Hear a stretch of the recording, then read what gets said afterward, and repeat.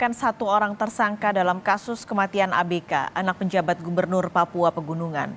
Kapolres Tabes Semarang, Kombes Irwan Anwar menyebut tersangka AN usia 22 tahun, merupakan seorang mahasiswa perguruan tinggi swasta di Semarang.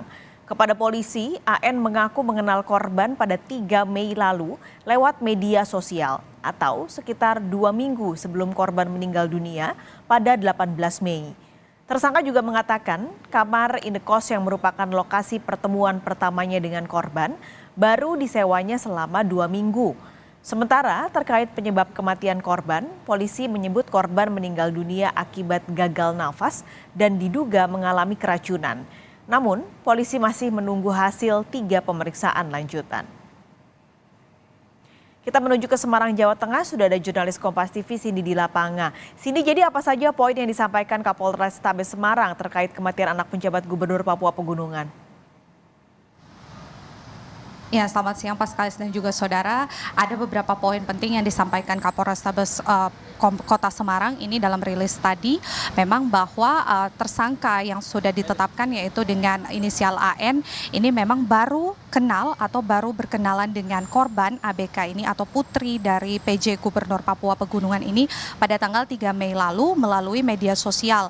Mereka kemudian bertukar nomor ponsel dan kemudian janjian untuk bertemu di indekos milik tersangka AN ini yang ternyata baru disewa oleh tersangka AN sekitar 2 minggu sebelum hari pertemuan pada tanggal 18 Mei lalu. Ya, hal ini pun yang menimbulkan kecurigaan dari pihak kepolisian apakah memang indekos tersebut disewa oleh tersangka dikhususkan untuk pertemuan dengan ABK atau bagaimana.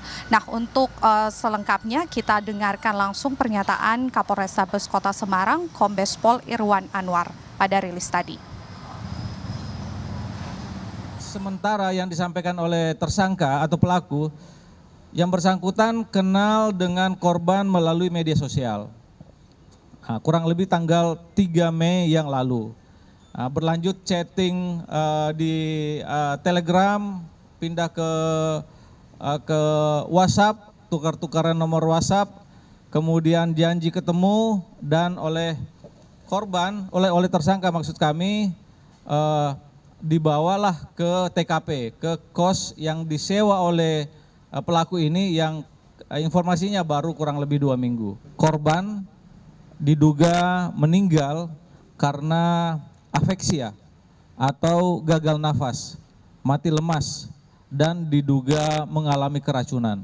Poin ketiga soal keracunan masih sedang diikuti oleh pemeriksaan 3 item tadi. Mikrobiologi, patologi anatomi, dan toksiologi.